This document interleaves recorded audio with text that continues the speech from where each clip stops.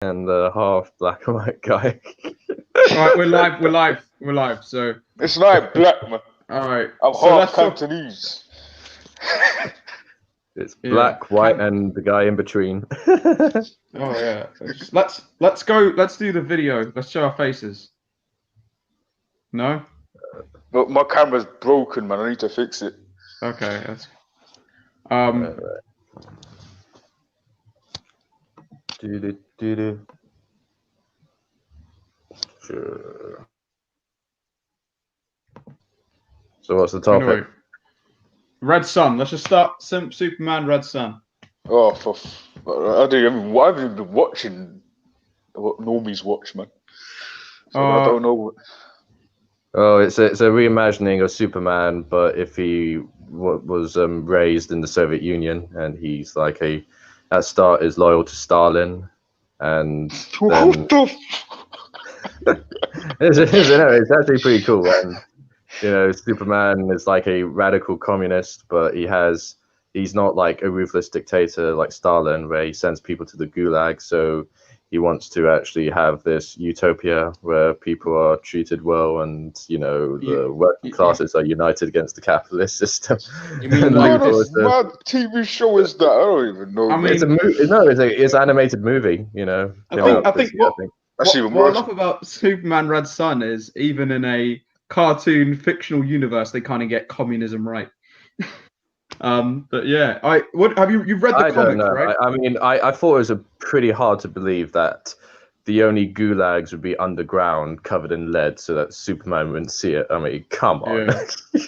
until he did see it, and it was like, no. It was like Lex Luthor sending his wife to give him a file, and it's like, what the? It was like Comrade Starling, how could you do this? These are human beings. Yeah. You're like a blind kitten. You're so good, so pure, but you just can't see. Yeah, it's have you read the comic? No. Really? Oh, okay. It's just like that film, but way more dumbed down. That film is actually better than the comic. It's actually probably like the best DC film, like DC animated film that's been put out. I thought Batman was so hilarious. Actually, it's just like, I'm gonna blame you and utterly humiliate you. Yeah, he's like an anarchist in this film. It's like, yeah. Did you notice that the boy in the gulag that said to Superman, that's the same guy. Yeah, this like, that was Batman, and it's just like as soon as they showed the bats, like, yeah, that's Batman, and yeah. But it just sounds like some ad hoc sort of kind of posed Stalinistic world of random costume characters that somehow. No. But the moral of the story is that human nature is always going to be cruel, and there's no point of structuring the world to your utopian vision, because the only way you could do it is either send them to the gulags, or what Superman did, have brainiac technology to just make them as mindless drones. Oh yeah, I feel like the moral of the story was like, power always seems like an easy thing to wield until you're the one in the driver's seat. So everyone and communists today are like, if I was there, I would have done it better. If I was there, Stalin wasn't a real communist. But yeah, no, it's fan fiction. Yeah. But like, there's a YouTube video called like the rules for rulers, and it's he also did another video on pirates, but it's quite clever about kind of like why ruling a nation isn't as easy as it sounds. And that's kind of, I think, like when I read the comics, like, because it seemed like Superman, he just did a lot of awful things, but he did try. He was like, there's a bit where in the comics, Lex Luthor says, why don't you put the whole world in a bottle, Superman? And then Superman realizes that he's actually being a totalitarian monster, and he like breaks down in tears, and then like Lex Luthor's essentially beating him, and it's a great comic. Not as good as a film, but you notice what they did to Jimmy Olsen. Hmm? You know, Jimmy Olsen. They made him black. Oh, yeah, I thought they blackwashed at least one character. Yeah, no, That's blackwashing for you, man. Oh, no, No, always no, blackwash, man. seriously. I just learned this that Disney wanted to they ended up doing the Princess and the Frog as being like, something to sell to the black people. But originally Disney wanted to make a fairy tale based on natural African, culture or history. But the African Americans were not down for that. It's like no. We want no. It's just like no. We want a black princess like you That is see in ridiculous. white European. So you gonna motherfuckers gonna blackwash Princess and the Frog. They want a white I find that European hard to black believe. princess. Wait, hold on. They want a white European black princess. This It is is a the bit- dumbest.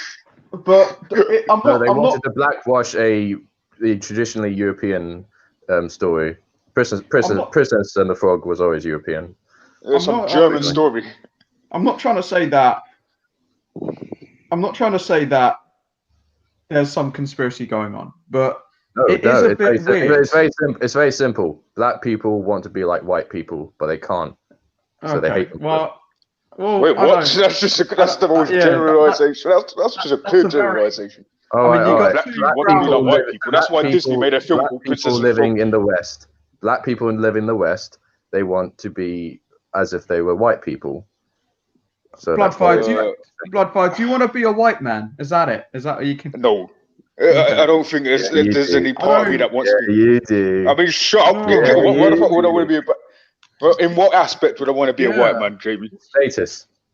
Status doesn't come from color. I'm sorry, fuck status. Status is stupid. And plus, there's many rappers. There's many rappers who earn way more than you do.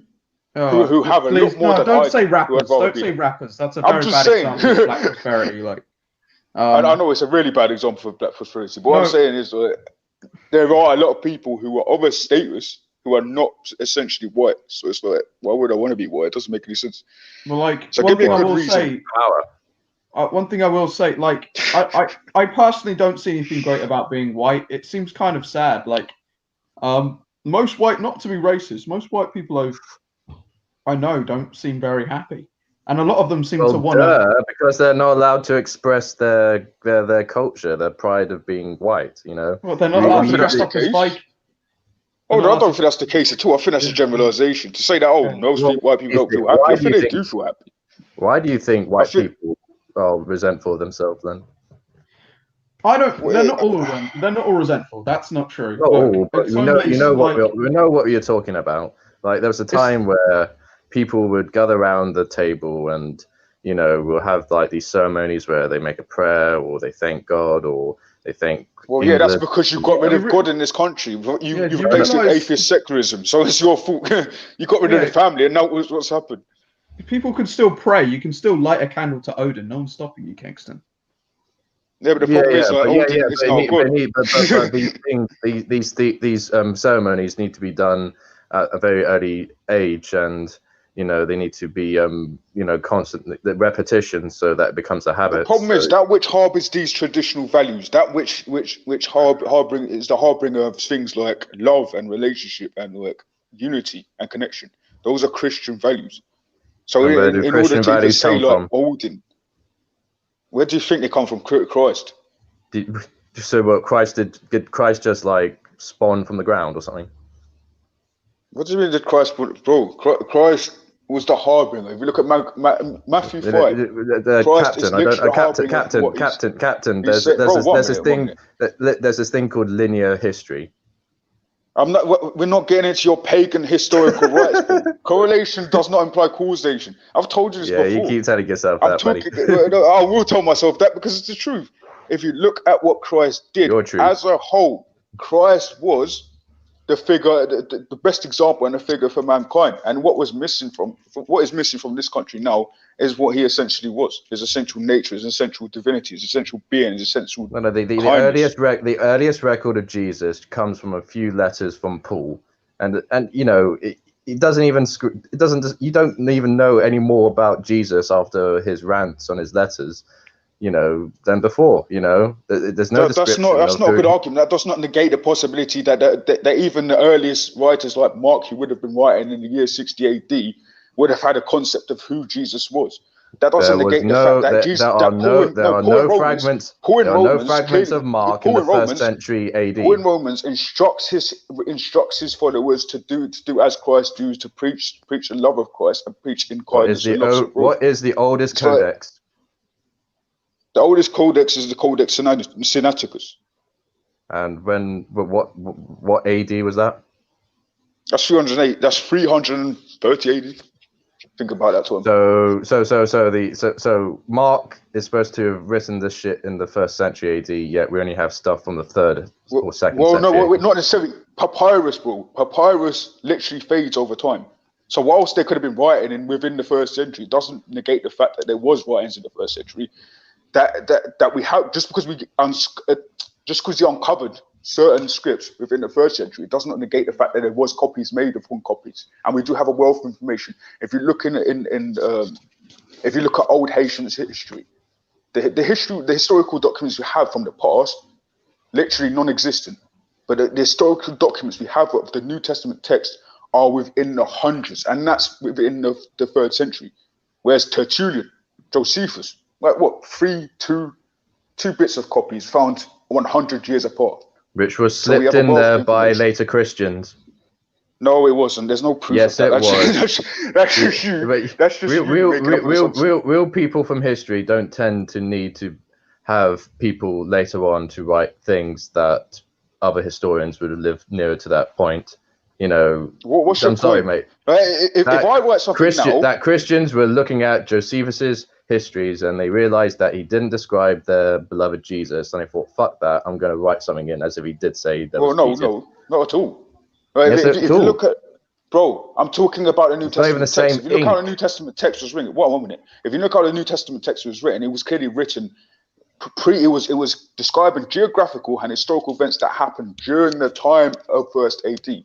So it would have had to have been written down. It would have had to have been copied. So to say that it was negated somehow by the fact that... Is there any historical record that describes an eclipse that lasted for a few hours during 30 AD? Not Killing the Great. There was. 30 AD. I meant, yeah. Yeah. It was either in the. Sorry, I'm trying to find the word. What's it called? The Talmud. The Talmud talks about it.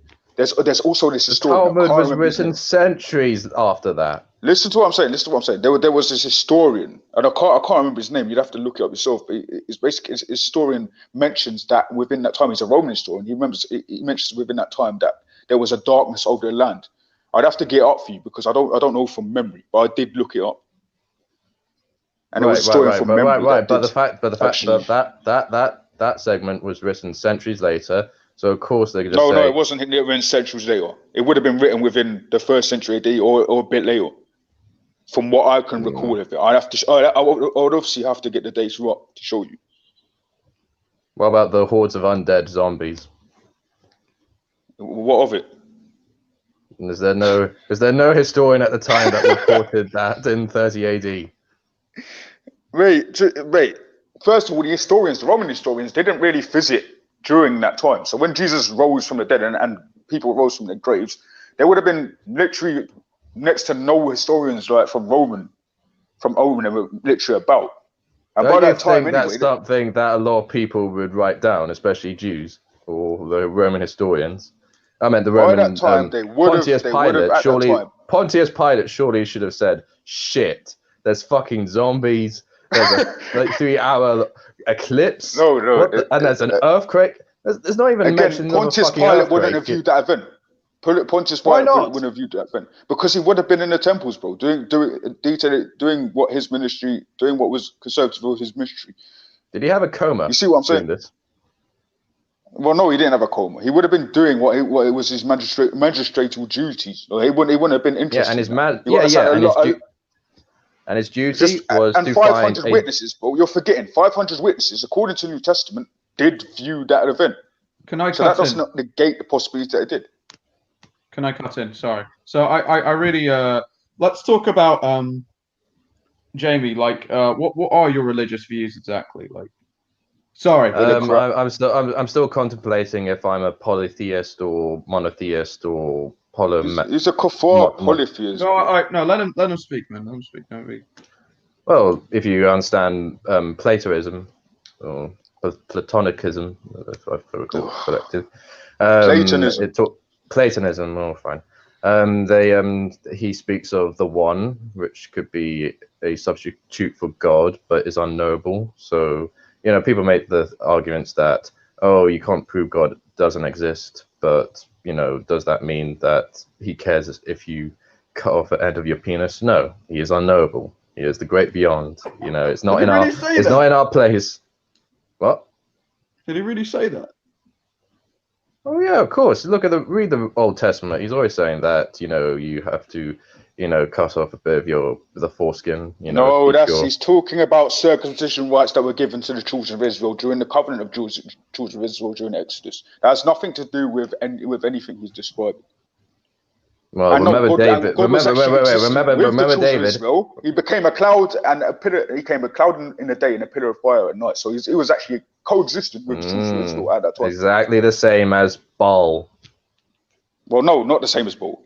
Yeah, Baal was a storm god. He spoke to people in clouds. There's even word for word same sentence. Baal was the type of god who didn't show up because he was non-existent. He didn't exist. He didn't convene with any children of Israel. And at most, they had to sacrifice literal humans to him. Where it was the God of Israel, Yahweh, never said to sacrifice. Same with Yahweh, yeah. No. Where does it say sacrifice humans to me? Where does that say it? Where does it say that? Well, he was Abraham was about to, of his own son. So it's a pretty clear indication that no, because in that scenario, bro, if you actually having human sacrifice for him to that point. One minute. Where in that context, when Abraham went to sacrifice his son, God being in his fullness, knowing all things, would have known what was going to happen. It was a sign. It was basically him showing your devotion to me. If it is that good, do this. But he knew for a fact, God being all loving. If you literally view it as is or read the context, God being all loving knew that he was not going to allow this to happen, and it didn't happen. Instead, he said to Abraham, sacrifice a bull instead. Right, but from Abraham's point of view, it was like common practice to sacrifice humans to God. So no, it wasn't. It wasn't. Yes, it was never. No, it wasn't. It was. It was not common practice for Yahweh. There's even a version of the Old Testament where. Not the for that story where Abraham does actually kill Isaac because Isaac is no longer mentioned. This version is probably blasphemy, some Diocletian 2nd century crap that doesn't even really exist anymore because nobody cares about it. So yeah, you just go with the official story. You don't think. Can I change the subject? Things have been changed. The official story makes sense. The official story makes sense, where your story is all paganistic and just wrong, man. It doesn't come. I know there's a lot of cracks to go through, but at least we're enlightened. At least we're not, as Jesus would put it, suckling on milk. We've gone to that was what Paul now. said to the church in Corinthians, bro. Yep, by Jesus' law. You're a babe sucking on milk, so I gave you. No, you're a babe, so I gave you milk instead of meat. Yes, allegory. Yes, I know it's allegory, bro. I've read it. Right, and you're still drinking milk. I'm eating. Well, no, not really. Because yes, you are. You're believing in the cut virgin. You're believing in the You're not even a baby yet. You're still a sperm. Anyway, can I change the subject a second away from religion? Right? Can we talk about go back to religion in his world? But go on. Yeah, I know. Like I just we're gonna go back to paganism with you. Okay. Or it's gonna be about white supremacy. I don't want to start being that guy, but I will start Stalinizing you people. So let's talk what happened in Beirut. What do you think about that? What was that? What happened in Beirut? Was it that where that guy got shot? Is that what you're talking about? The video you showed us? It's like a massive explosion. Oh yeah. No, I heard of that. That was sad, man. Well, Joseph Cohen said, did it on his channel, Israel Advocacy Group, where he mentions it. Cohen, the Zionist. He thinks it was deliberate.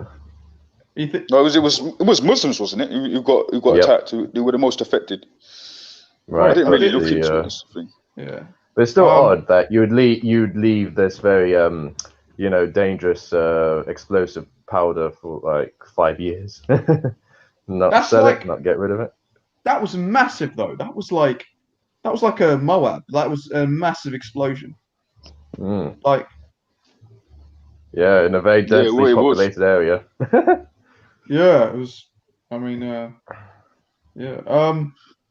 What caused the explosion? Do you not know?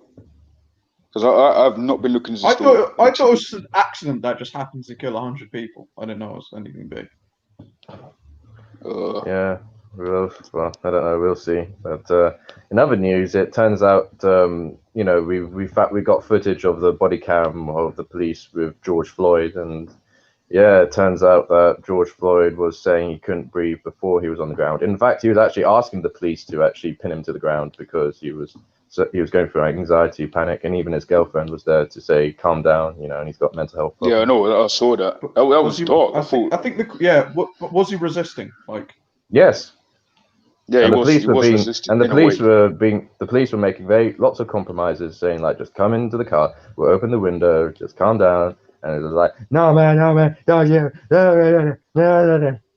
Because I didn't see any form of fighting. I just saw him get out, and then he was on the ground. And then, like, he was having a panic attack. And then we just recently got the actual footage because the powers at bay were trying to prolong it as long as possible. They didn't want it to come out because it destroys the whole narrative that the police were being these ruthless, nasty thugs, where actually they were being. It's not going to destroy that narrative, but that's the thing with that narrative. It does. Existed for a while.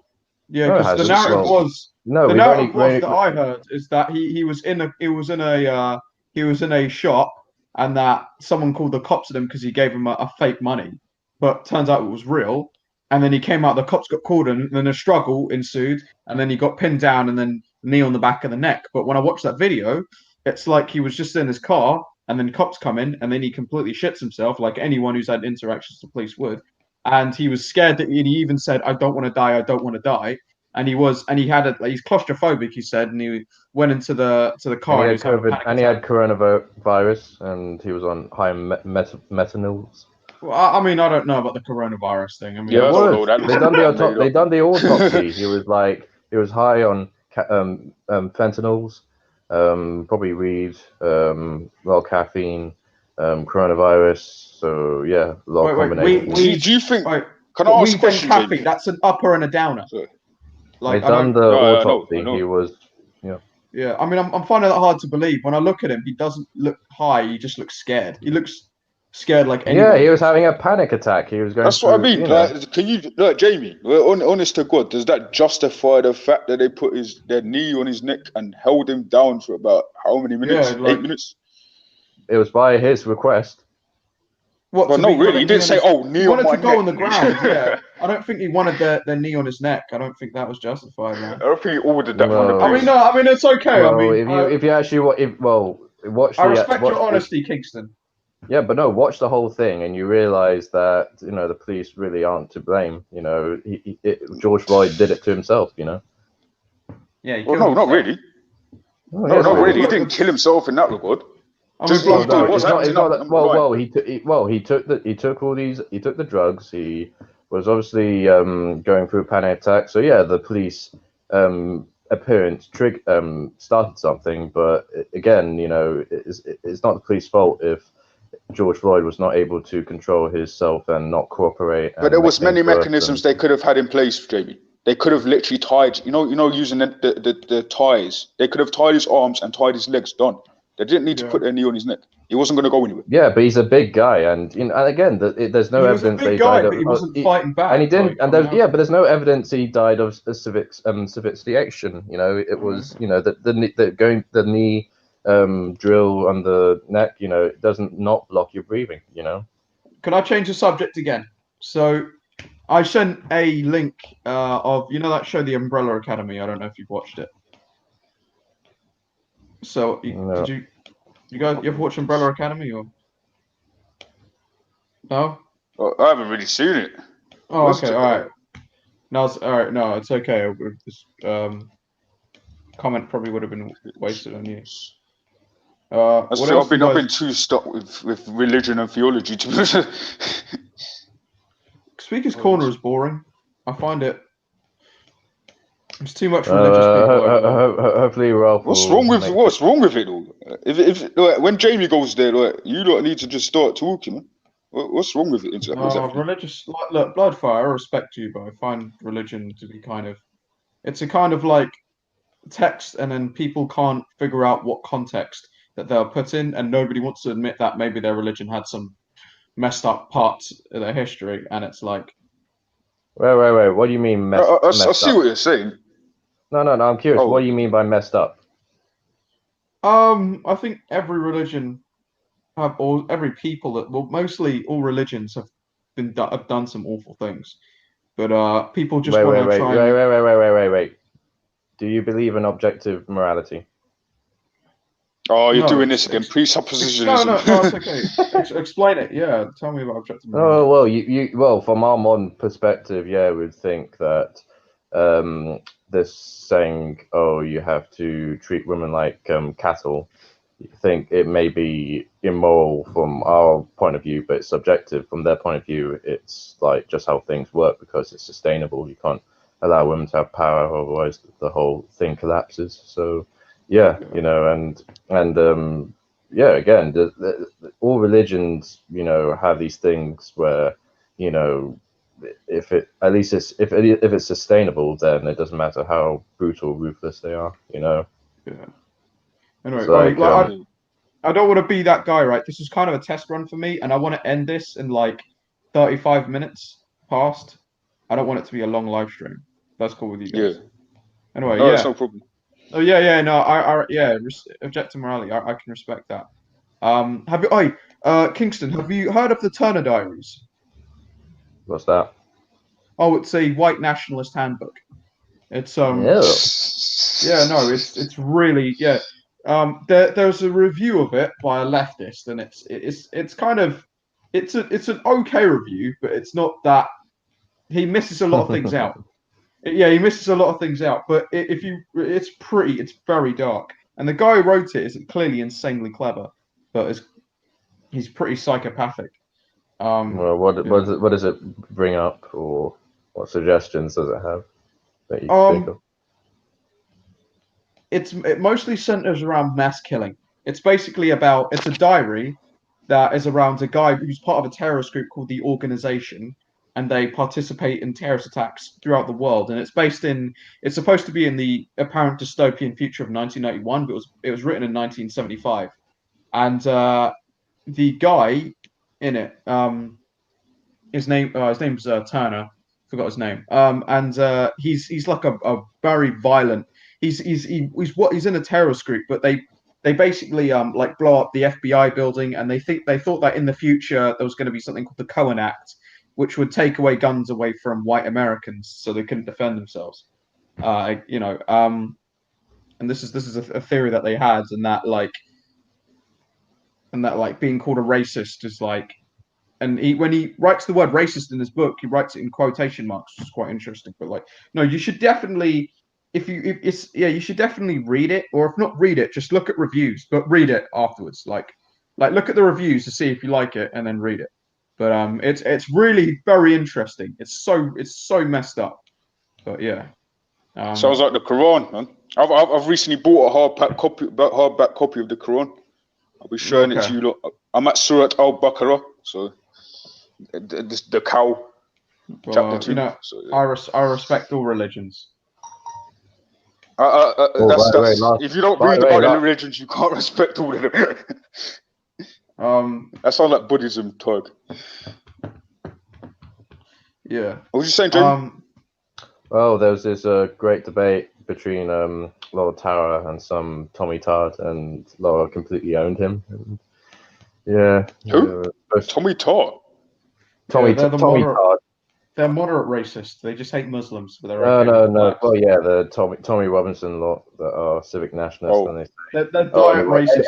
Anyone Anyone can be British if you believe in the flag and the values. You know, there's no such thing as an ethnic Brit.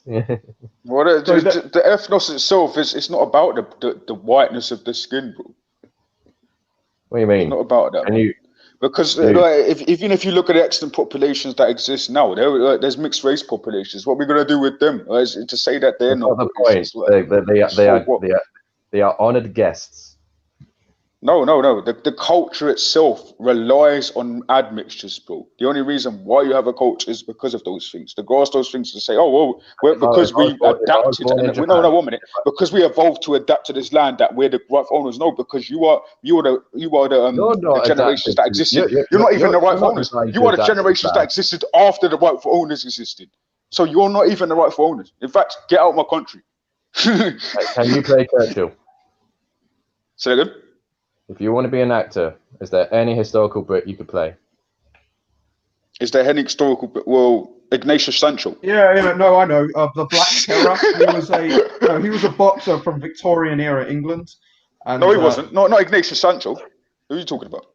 No, there was a guy. There was a boxer. I was reading a book on Black Britons, and there was a boxer, and they called him the Black Terror. I forgot his real name, but he was he could play him. All right. Is there an Anglo-Saxon or Celt? Is there any Celt that you can play, Kingston? Yeah, I can play all of them. No, you can't. You can't. I can look like any Celt. No, you can't. Man, you can't. I can. They would have had harder faces, bigger noses, like their whole mixture. In historical drama. Kingston, you don't have the freckles. You don't have. You don't have the right eye color, and you tan way too easily. You can never be a Celt. I can put makeup on. Okay. You're gonna. Wait. There's double standard. So we can't put makeup on to play a white man, but you could put makeup on to play your apparent ancestors. Yeah. You know what? Learn Gaelic, and then I'll take you seriously. All right, Gary Oldman. He's not someone who's chubby or fat like Winston Churchill. Yet they put makeup on him, and he looked convincing enough because he was white to begin with. So yeah, that's just one example, bro. They can do that nowadays. You have to be white in order to play any historical Brit. No, not really. No, I just told you Ignatius Sancho. Have you heard of Ignatius Sancho? He's not a fucking Brit. Yes, he is. He had children here. He literally had children here. He was part of the abolition movement who helped to abolish slavery. He was a musician and a scholar. So if I have children in Japan, does that make my children Japanese? If you have children in America, what does that make them, Kingston? No, we're not talking about America. We're talking about Japan. I'm sorry. Is America not a country? No. Anyway. Because Britain and Japan are both island nations, and they both have unique cultures and unique people. And I'm making the obvious. What do you mean? No. If you're gonna have that option, then you might as well say all nations have unique cultures, including America. We have 2 minutes left. Exactly, and I can't be Japanese. It doesn't matter. I was born in Japan. But you can have kids that will grow up Japanese if you sleep with a Japanese woman, especially if you sleep with a Japanese woman. No, yes, it's true. No, the Japanese will never accept them as pure Japanese. Bro, it's a nation. You're viewing it the wrong way, man. I'm not viewing it the wrong way. It's just go on. I thought they liked whites up there. I thought they were cool with them. It doesn't matter. They're not Japanese. All right. Like, not Tiger. I mean, Jamie, your logic is astounding, man. It's not. I mean, that's logic, and I respect it. It's difficult to grasp. Remember, IQ is measured by pattern recognition. Why are you talking about IQ now? All right, no, let's not get into an IQ debate. Again with this crap. All right, 1 more minute. Let's close up. You think it's crap, but it's everything you take. Flynn's test. All right, dude. I'm gonna start meeting people. I swear on Allah, I will start meeting people. All right. So, all right. Final thoughts. How did you feel about the first Wasteman stream, Kingston? Yeah, I always dominate the conversation, and nothing's gonna change. Okay. And how did you feel about the first Wasteman stream, Bloodfire? Oh, it was all right. I was here. I don't Okay. Well, cool. Honestly, thank you guys. Mohammed is a pedophile. Okay. All right. Please don't say that. All right. So, we're going to close up. It was great. Thank you for first test run. And yeah, good night, everyone. Yeah. Take care. Oh.